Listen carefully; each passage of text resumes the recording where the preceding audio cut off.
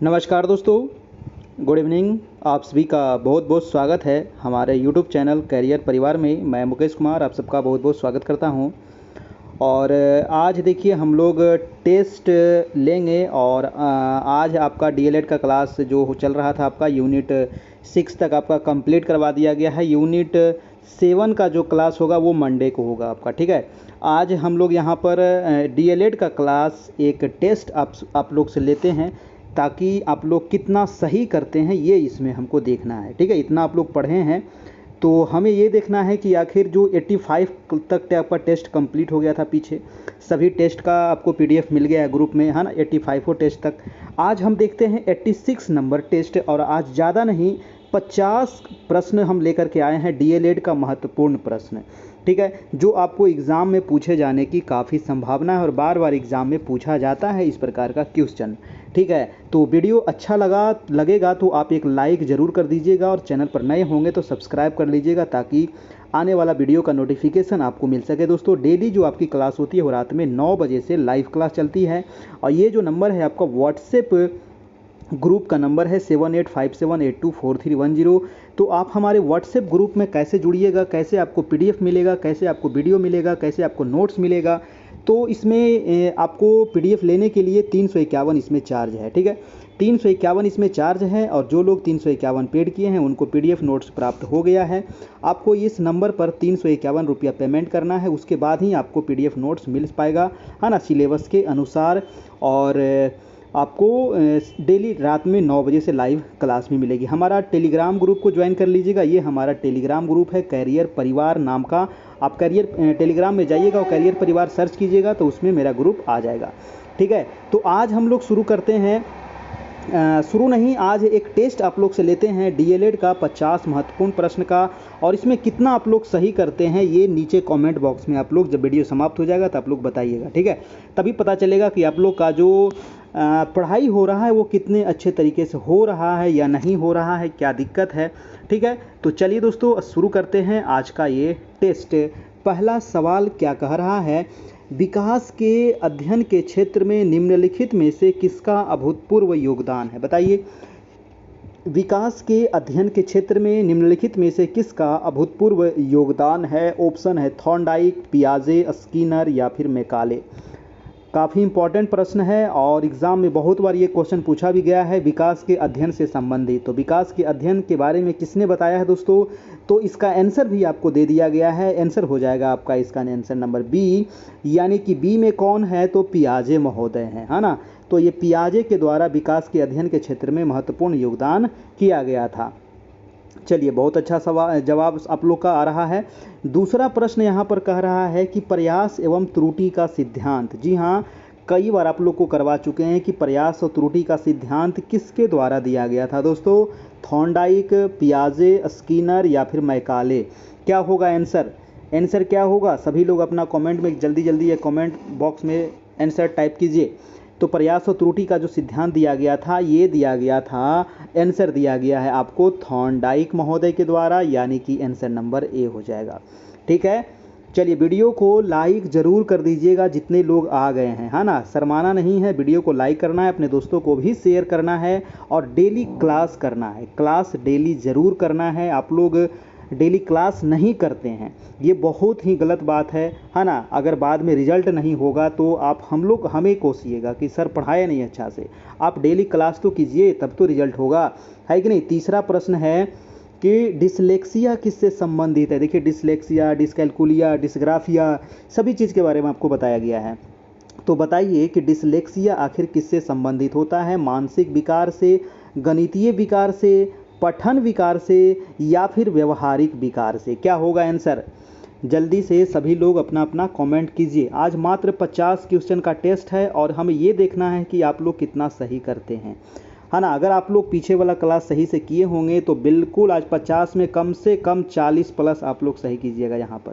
जिन लोगों का अगर 40 प्लस सही हो जाता है तो समझिए रिजल्ट 100% हो जाएगा। और 40 प्लस आपका सही हो जाएगा, क्योंकि जितना सवाल यहाँ पर है ना लगभग आप लोग को बताया गया है पीछे।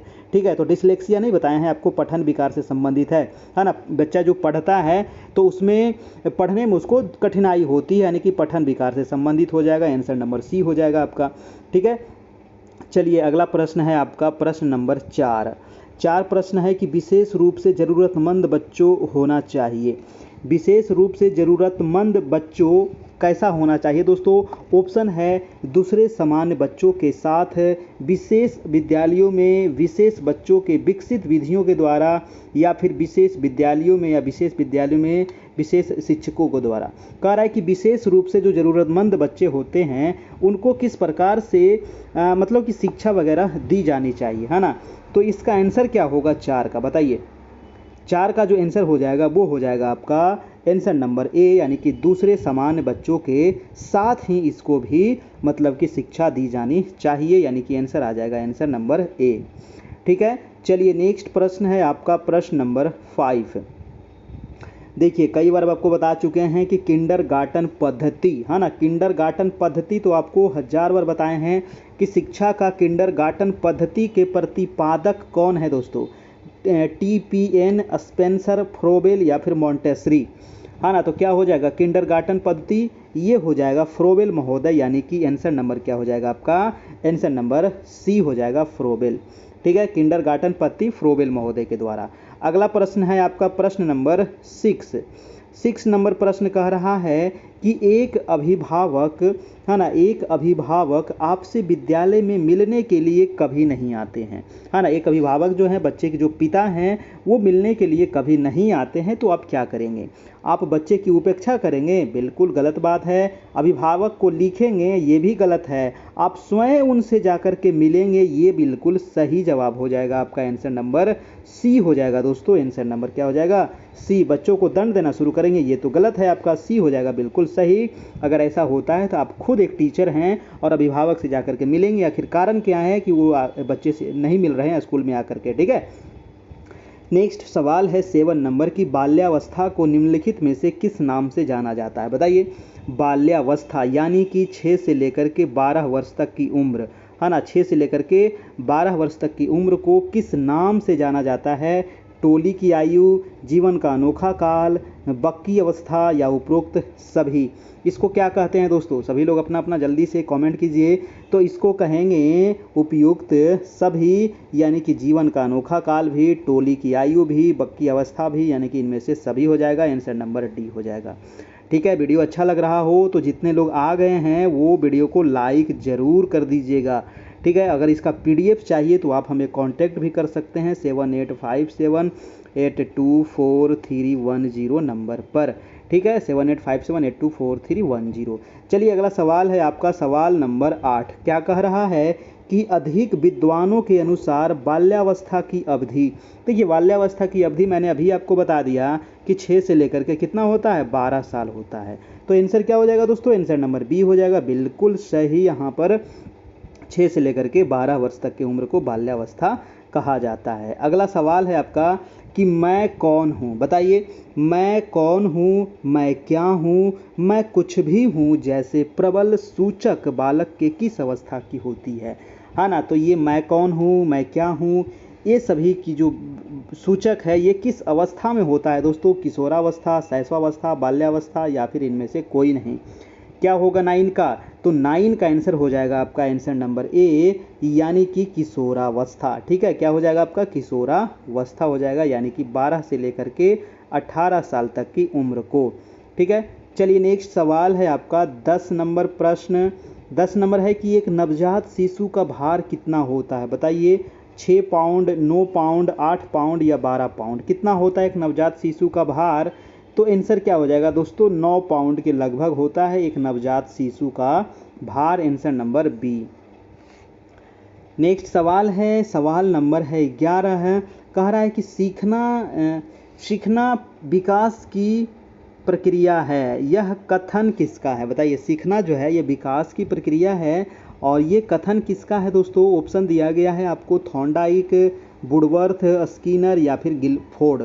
तो क्या होगा, सीखना जो है विकास की प्रक्रिया है। ये कथन किसका है ना, कई बार आप लोग को बताया गया है। तो ये आंसर हो जाएगा आपका आंसर नंबर बी, यानी कि वुडवर्थ का ये कथन है। किसका कथन है, तो वुडवर्थ महोदय का है। आंसर हो जाएगा आपका आंसर नंबर बी हो जाएगा आपका। अगला सवाल है आपका 12 नंबर प्रश्न है कि चिंतन की सबसे बड़ी पहचान निम्नलिखित में से क्या है। चिंतन की सबसे बड़ी पहचान निम्नलिखित में से क्या है, विचार करना, कल्पना करना, सृजनात्मकता या फिर समस्या का समाधान करना। तो चिंतन की सबसे बड़ी जो पहचान है वो हो जाएगा आपका समस्या का समाधान करना। आंसर नंबर हो जाएगा आपका डी नंबर। आज का जो क्लास है ये ज़्यादा बड़ा तो नहीं होगा, लेकिन बहुत ही इम्पोर्टेंट क्लास है, ठीक है। यहाँ से यही पता चलेगा कि आपकी तैयारी किस प्रकार से चल रही है, सही दिशा में हो रही है या फिर गलत दिशा में हो रही है ना, आपने कितना सही कर पा रहे हैं अभी क्वेश्चन को। नेक्स्ट प्रश्न है कि बालक का विकास परिणाम क्या है।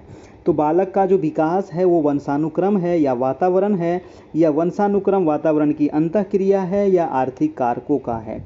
तो आंसर क्या हो जाएगा, आपका आंसर हो जाएगा बिल्कुल सही जवाब सी नंबर, यानी कि वंशानुक्रम और वातावरण की अंतःक्रिया की वजह से होता है, ठीक है। आंसर हो जाएगा आपका आंसर नंबर सी।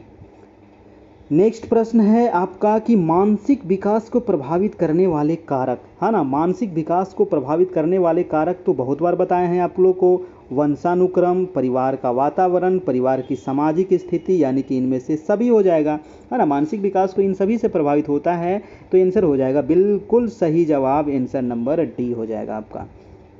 चलिए, सभी लोगों का सही जवाब आ रहा है। इसी प्रकार से आप लोग अपना कमेंट करते चलिए। और अगला सवाल है कि शिक्षक, यहाँ पर शिक्षक गलत लिखा गया है दोस्तों, शिक्षक ऐसे होना चाहिए, है ना। तो कह रहा है कि शिक्षक और विद्यार्थी के मध्य संबंध होना चाहिए। तो शिक्षक और विद्यार्थी के मध्य संबंध किस प्रकार का होना चाहिए, स्नेह का, विश्वास का, या सम्मान का। देखिए, और इनमें से सभी हो जाएगा। स्नेह का भी मतलब कि संबंध होना चाहिए, टीचर और विद्यार्थी के बीच विश्वास का भी होना चाहिए और सम्मान का भी होना चाहिए। आंसर क्या हो जाएगा आपका, आंसर नंबर डी हो जाएगा। अगला प्रश्न है कि बालकों में अधिगम के विकास में निम्न में से सबसे महत्वपूर्ण कारक क्या है। बताइए, अधिगम के विकास में पूछ रहा है, मैं थोड़ा सा छोटा कर देता हूँ, दिख रहा है सभी ऑप्शन, हाँ। तो प्रश्न है कि बालकों में अधिगम के विकास में निम्न में से सबसे महत्वपूर्ण क्या है। तो अधिगम कह रहा है, अधिगम के विकास में ऑप्शन है व्यस्त विद्यालय कार्यक्रम, अधिक पाठ्यपुस्तकें, अधिगम उत्प्रेरित वातावरण, या फिर उत्सुक माता पिता। क्या हो जाएगा, तो 16 का आंसर हो जाएगा आपका आंसर नंबर सी, यानी कि अधिक पाठ्य पुस्तकें, ठीक है। चलिए, नेक्स्ट सवाल है कि जन्म के समय बालक में हड्डियों की संख्या। बहुत अच्छा सवाल है, कई बार पूछा गया सवाल है कि जब बच्चे का जन्म होता है उस समय हड्डियों की संख्या कितनी होती है दोस्तों। तो 206 हड्डी तो होता है जब बालक वयस्क हो जाता है तब, है ना। तो ये तो गलत हो गया आपका, क्योंकि ये जन्म के समय पूछ रहा है। तो जन्म के समय ना ही ये होगा और ना ही ये होगा और ना ही ये होगा। 300 हड्डी होता है आपका जन्म के समय बालकों का, ठीक है। तो आंसर हो जाएगा आपका आंसर नंबर ए हो जाएगा यहाँ पर, ठीक है। चलिए, नेक्स्ट प्रश्न है कि वे कौन से बाह्य कारक हैं, बाह्य कारक पूछ रहा है, यानी कि बाहरी कारक, जो एक बच्चे को कक्षा में रुचि लेने से रोकता है। तो एक बाह्य कारक कौन सा है दोस्तों, जो कक्षा में बच्चे को कक्षा में रुचि लेने से रोकता है। ऑप्शन है भावना और मनोभाव, संस्कृति और प्रशिक्षण, बच्चे का दृष्टिकोण, लक्ष्य और प्रयोजन। 18 का आंसर हो जाएगा आपका आंसर नंबर बी, यानी कि संस्कृति और प्रशिक्षण, ठीक है। बाह्य कारक है आपका ये। नेक्स्ट सवाल है आपका कि दूसरे वर्ष के अंत तक शिशु का शब्द भंडार कितना हो जाता है। बताइए, दूसरे वर्ष के अंत तक कह रहा है 100, 60, 50 या 10, कितना हो जाएगा। तो दूसरे साल के अंत तक बच्चे का जो शब्द भंडार वो लगभग 100 के आसपास हो जाता है। आंसर हो जाएगा आपका आंसर नंबर ए हो जाएगा। अगला प्रश्न है 20 नंबर कि शर्म और गर्व जैसी भावना का विकास किस अवस्था में होती है। बहुत अच्छा सवाल है दोस्तों। शर्म और गर्व जैसी भावना का विकास किस अवस्था में होती है। शैशवावस्था, बाल्यावस्था, किशोरावस्था या वृद्धावस्था। क्या होगा, क्या होगा, शैशवावस्था होगा, शैशवावस्था तो बिल्कुल नहीं होगा, और वृद्धावस्था भी नहीं होगा। तो बाल्यावस्था बचा और किशोरावस्था बचा। तो कैंसर क्या हो जाएगा आपका, बाल्यावस्था हो जाएगा दोस्तों, शर्म और गर्व जैसी भावना का विकास, ठीक है। तो आंसर हो जाएगा बी नंबर आपका। अगला प्रश्न है 21 प्रश्न है कि शैशवावस्था की मुख्य विशेषता क्या नहीं है ना। क्वेश्चन देख लीजिएगा, शैशवावस्था। क्वेश्चन को थोड़ा सा मैं यहाँ पर छोटा कर देता हूँ, दिख रहा है। हाँ, तो शैशवावस्था की मुख्य विशेषता क्या नहीं है ये पूछ रहा है। ऑप्शन है सीखने की प्रक्रिया में जिज्ञासा की प्रवृत्ति, तीव्रता, चिंतन प्रक्रिया, अनुकरण द्वारा सीखना। तो शैशवावस्था में कौन सा नहीं है ये पूछा गया है, तो आंसर हो जाएगा चिंतन प्रक्रिया। शैशवावस्था में चिंतन प्रक्रिया होता है? नहीं होता, यानी कि 0 से 6 वर्ष में चिंतन थोड़ी होगा। आंसर हो जाएगा सी नंबर आपका। ठीक है, चलिए नेक्स्ट सवाल है आपका 22 नंबर। 22 नंबर है कि सामान्य अर्थ में सीखने की प्रक्रिया का मंद या समाप्त होना क्या कहलाता है? सामान्य अर्थ में सीखने की प्रक्रिया का मंद या समाप्त होना क्या कहलाता है? सीखने का पठार, सीखने का स्थानांतरण, सीखने का वक्र, और इनमें से कोई नहीं। ये भी क्वेश्चन आप लोग को कई बार हम करवा चुके हैं। तो 22 का आंसर हो जाएगा दोस्तों आपका सी नंबर, यानी कि सीखने का वक्र कहा जाता है इसे। ठीक है, नेक्स्ट सवाल है आपका सवाल नंबर 23 नंबर। 23 नंबर है कि शिक्षा मनोविज्ञान सहायक है। शिक्षा मनोविज्ञान जो है ये किस चीज़ में सहायक है? स्वयं को समझने में, या बालकों को समझने में, शिक्षण विधियों के समझने में, या फिर संपूर्ण शैक्षिक प्रक्रिया में। तो शिक्षा मनोविज्ञान किस चीज़ में सहायक होता है? तो स्वयं को समझने में ये सहायक होता है सबसे ज़्यादा। तो आंसर हो जाएगा आपका आंसर नंबर ए। अगला प्रश्न है 24 नंबर। 24 कह रहा है कि तुम मुझे एक बालक दो, मैं डॉक्टर, वकील, अध्यापक कुछ भी बना दूंगा। जी हाँ, तुम मुझे एक डॉक्टर दो और मैं उसे डॉक्टर भी बना दूंगा, वकील भी बना दूंगा और अध्यापक कुछ भी बना सकता हूँ। यह कथन किसका है? बहुत इंपॉर्टेंट कथन है। ऑप्शन है थॉर्नडाइक, ब्रूनर, वाटसन या वुडवर्थ है ना। तो ये कथन किसका है? तो ये कथन हो जाएगा आपका वाटसन महोदय का है। ठीक है, कि तुम मुझे एक बालक दो, मैं उसे डॉक्टर, वकील, अध्यापक कुछ भी बना दूंगा। आंसर हो जाएगा सी। अगला है 25 नंबर। प्रश्न है कि संज्ञानात्मक विकास का अर्थ है दोस्तों। संज्ञानात्मक विकास का अर्थ क्या है? अभियोग्यता का विकास करना, बच्चे का विकास, शारीरिक कौशल का विकास या व्यक्तिगत विकास। क्या होगा? संज्ञानात्मक विकास का अर्थ क्या है? तो संज्ञानात्मक विकास का अर्थ है आपका अभियोग्यता का विकास, यानी कि आंसर नंबर ए हो जाएगा यहाँ पर। ठीक है, चलिए नेक्स्ट प्रश्न है आपका प्रश्न नंबर 26। प्रश्न है कि निम्नलिखित में से कौन सा लक्षण जो है वो अंतर्मुखी व्यक्ति का नहीं है ना। अंतर्मुखी व्यक्ति का नहीं पूछ रहा है। ऑप्शन है आत्मकेंद्रित, रूढ़िवादी, सामाजिकता या दब्बू। तो जो लक्षण अंतर्मुखी व्यक्ति का नहीं है दोस्तों, आंसर हो जाएगा सामाजिकता। सामाजिकता तो अंतर्मुखी व्यक्ति का लक्षण हो सकता है? कभी नहीं। अंतर्मुखी व्यक्ति सामाजिकता नहीं होता है, ये बहिर्मुखी व्यक्ति है आपका। ठीक है, तो आंसर हो जाएगा सी नंबर आपका। अगला है कि इन निम्न में से जन्मजात अभिप्रेरक कौन सा नहीं है? जन्मजात कह रहा है, तो जन्मजात अभिप्रेरक कौन नहीं है? प्यास लगना तो ये तो जन्मजात होता है, निद्रा भी आपका जन्मजात होता है, भूख भी जन्मजात होता है, लेकिन सुरक्षा जो है ये जन्मजात नहीं है। तो आंसर क्या हो जाएगा? D number. बहुत ही आसान प्रश्न और बहुत इंपॉर्टेंट प्रश्न। अगला है 28 नंबर। प्रश्न कह रहा है कि निम्न में से कौन बच्चे के सामाजिक विकास को प्रभावित नहीं करता है? तो बच्चे के सामाजिक विकास को प्रभावित नहीं करने वाला यहाँ पर कौन है? तो परिवार, विद्यालय, समुदाय या इनमें से कोई नहीं। देखिए, परिवार से भी बच्चे का सामाजिक विकास प्रभावित होता है, विद्यालय से भी होता है, समुदाय से भी होता है। इनमें से कोई नहीं हो जाएगा दोस्तों। डी नंबर हो जाएगा आपका, है ना। सभी से मतलब कि सामाजिक विकास प्रभावित होता है आपका। आंसर हो जाएगा डी नंबर आपका। नेक्स्ट है आपका 29 नंबर। प्रश्न कह रहा है कि निम्न में से कौन सा सीखने की ओर संकेत नहीं करता है? तो सीखने की ओर संकेत नहीं करता है तर्क करना, प्रश्न पूछना, जांच पड़ताल करना, अनुकरण करना। तो सीखने की ओर संकेत कौन नहीं कर रहा है बताइए? तर्क करना, ये तो इससे तो सीखना हो रहा है, प्रश्न पूछने से भी सीखना होता है। जांच पड़ताल हो जाएगा आंसर नंबर। सीखने की ओर संकेत नहीं करता है ना, तो प्रश्न पूछने से तो सीखने हो सकता है। यहाँ पर देखिए ऑप्शन में हमें लग रहा है थोड़ा सा गलती यहाँ पर दिया हुआ है ना। तर्क करने से भी बच्चा सीखता है और प्रश्न पूछने से भी सीखता है। जांच पड़ताल अनुकरण करना, यहाँ पर सी होना चाहिए, है ना। यहाँ पर सी ऑप्शन सही होना चाहिए, है ना।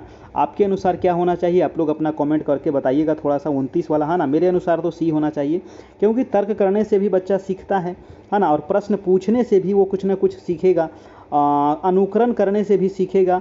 जांच पड़ताल यहाँ पर ऑप्शन के अनुसार सी होना चाहिए। नेक्स्ट सवाल हम चलते हैं 30 नंबर। कह रहा है कि निगमन विधि का प्रयोग किस विषय को पढ़ाने के लिए किया जाता है। दोस्तों बताइए तो, निगमन विधि का प्रयोग जो होता है ये किस विषय को पढ़ाने के लिए होता है। ऑप्शन है विज्ञान, गणित, सामाजिक, मानव या उपरोक्त सभी। क्या होगा, 30 का आंसर हो जाएगा उपयुक्त सभी, यानी कि निगमन विधि का प्रयोग इनमें से सभी में होता है। आंसर हो जाएगा आपका आंसर नंबर डी दिया हुआ है। ठीक है, विज्ञान में भी, गणित में भी, सामाजिक मानव में भी। नेक्स्ट सवाल है दोस्तों आपका सवाल नंबर 31। कह रहा है कि विकासात्मक मनोविज्ञान में जीवन का अध्ययन किया जाता है। बताइए, विकासात्मक मनोविज्ञान में जीवन का अध्ययन किया जाता है गर्भकाल में, जन्म से, या फिर जीवन पर्यंत, या फिर किशोरावस्था में। तो विकासात्मक मनोविज्ञान में दोस्तों जो जीवन का अध्ययन किया जाता है वो हो जाएगा जन्म से अध्ययन किया जाता है ना। बच्चे का जब जन्म होता है उस समय से अध्ययन किया जाता है। आंसर हो जाएगा आपका आंसर नंबर बी। अगला सवाल है आपका 32 नंबर। प्रश्न कह रहा है कि मस्ताधोमुखी एवं निकट से दूर का क्रम किस क्रिया का अंग है। इसमें कुछ लगता है टाइपिंग में कुछ मिस्टेक हुआ है। इसका निकट से दूर का क्रम किस क्रिया का अंग है। ऑप्शन है चेतना, विकास, विवृद्धि, संशोधन। इसमें कुछ लगता है हमें टाइपिंग में मिस्टेक है, तो इसलिए क्वेश्चन को हम थोड़ा सा रहने देते हैं इसको, है ना। मैं चलता हूँ नेक्स्ट क्वेश्चन पर। कह रहा है कि लड़का पैदा होने के लिए उत्तरदायी क्रोमोसोम कौन सा है। बताइए, है ना, कि जिससे बॉय पैदा हो, है ना, बेबी बॉय हो। तो ऑप्शन दिया हुआ है XX, XP, ये तो गलत है, XY और CX, ये भी गलत है। तो लड़का होने के लिए क्या होता है दोस्तों, लड़का होने के लिए XY क्रोमोसोम होता है ना, तभी बॉय पैदा हो सकता है। आंसर हो जाएगा सी नंबर। अगर XX पूछा जाता है तो ये लड़की के लिए होता है ना, ये किसके लिए होता है, ये लड़की के लिए होता है, और लड़का वाला XY होता है। ठीक है, चलिए नेक्स्ट है आपको, इसमें आपको दिया हुआ है कि किस प्रकार से यहाँ पर लड़का लड़की पैदा हो सकता है ना, उसके बारे में थोड़ा सा यहाँ पर समझा दिया है। हम चलते हैं दोस्तों नेक्स्ट सवाल। आपका सवाल नंबर है 34 नंबर। प्रश्न कह रहा है कि प्राकृतिक पर्यावरण में सम्मिलित होता है। प्राकृतिक पर्यावरण में क्या सम्मिलित होता है। तो ऑप्शन दिया है वंशानुक्रम, जैव अजैव, परिवार या पशु। तो प्राकृतिक पर्यावरण में क्या क्या सम्मिलित होता है दोस्तों, वंशानुक्रम, जैव अजैव। तो प्राकृतिक पर्यावरण में तो दोनों होगा ना, जैव भी होगा और अजैव भी होगा, है कि नहीं। तो इसमें आंसर क्या हो जाएगा आपका, आंसर नंबर बी हो जाएगा आपका। ठीक है, चलिए नेक्स्ट है आपका 35 नंबर। का रहा है निम्न में से कौन सा सीखने के नियम में सम्मिलित नहीं है। तो सीखने के नियम में सम्मिलित नहीं है, ऑप्शन आपको 4 दिया हुआ है, अभ्यास, तत्परता, खल या प्रभाव। क्या हो जाएगा, सी नंबर हो जाएगा। खल जो होता है ये सीखने के नियम से सम्मिलित नहीं है, तो आंसर हो जाएगा आपका आंसर नंबर सी। चलिए नेक्स्ट प्रश्न है आपका 36 नंबर। कह रहा है कि शैशवावस्था मानव विकास की प्रमुख अवस्था है ना। शैशवावस्था जो है मानव विकास की प्रमुख अवस्था है, और ये कौन सी अवस्था है, प्रथम है, द्वितीय है, तृतीय है या चतुर्थ है। तो ये प्रथम अवस्था होगा ना आपका, ये कौन सा अवस्था है, प्रथम अवस्था होगा। अगर बाल्यावस्था पूछता तो द्वितीय हो जाता, और किशोरावस्था पूछता तो तृतीय हो जाता, और प्रौढ़ावस्था पूछता तो चतुर्थ हो जाता आपका, है ना। शैशवावस्था क्या होगा आपका, प्रथम अवस्था होती है। द्वितीय होगा क्या दोस्तों, बाल्यावस्था। तृतीय होगा किशोरावस्था। चतुर्थ हो जाएगा प्रौढ़ावस्था। ये नोट भी कर सकते हैं। चलिए नेक्स्ट प्रश्न है आपका 37 नंबर। प्रश्न है कि बालक के व्यक्तित्व की नींव किस अवस्था में पड़ती है। तो बालक के व्यक्तित्व की जो नींव पड़ती है दोस्तों, ऑप्शन है शैशवावस्था, गर्भाकालीन अवस्था या बचपनावस्था, इनमें से कोई नहीं। तो व्यक्तित्व के नींव किस अवस्था में पड़ती है। तो नींव पड़ता है किस काल में, नींव तो पड़ता है आपको बचपनावस्था या नींव देखिए यहाँ पर हमें थोड़ा सा लग रहा है कि गर्भकालीन अवस्था ही होना चाहिए यहाँ पर आंसर। ठीक है, यहाँ पर जो क्वेश्चन है बालक के व्यक्तित्व के नींव किस अवस्था में पड़ती है, तो बचपना अवस्था दिया है, और यहाँ पर गर्भकालीन अवस्था भी हो सकता था। चलिए सी आंसर दिया है, आप लोग इसका राय दीजिएगा क्या आंसर इसका होगा। नेक्स्ट हम चलते हैं 38 नंबर प्रश्न। प्रश्न है कि पियाजे के अनुसार संज्ञानात्मक विकास की अवस्थाओं को बांटा गया है ना। ये तो मैंने कई बार आप लोग को बताया था। पियाजे ने संज्ञानात्मक विकास को कितने भागों में बताया था दोस्तों, है ना। ऑप्शन है 4, 3, 2, 5। तो क्या हो जाएगा, 4 भाग में बांटा गया था। और चारों भाग के बारे में मैंने आप लोग को बहुत बार बताया है। अगर आपको याद है कि संज्ञानात्मक विकास को 4 भाग वो कौन कौन सा था, है ना, तो आप लोग नीचे कमेंट बॉक्स में ज़रूर टाइप कीजिएगा कि वो 4 भाग कौन सा था दोस्तों, क्योंकि चारों भाग के बारे में आपको पूछा जाता है ना।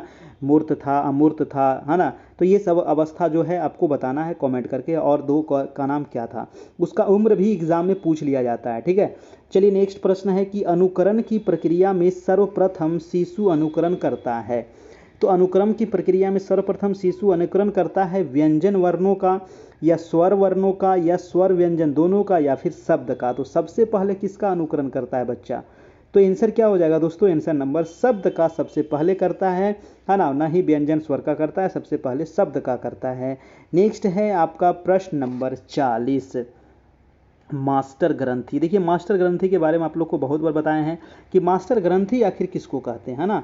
तो मास्टर ग्रंथि ऑप्शन है गल ग्रंथि, बिल्कुल गलत। उपगल ग्रंथि ये भी गलत। उपवृक्क ग्रंथि ये भी गलत है।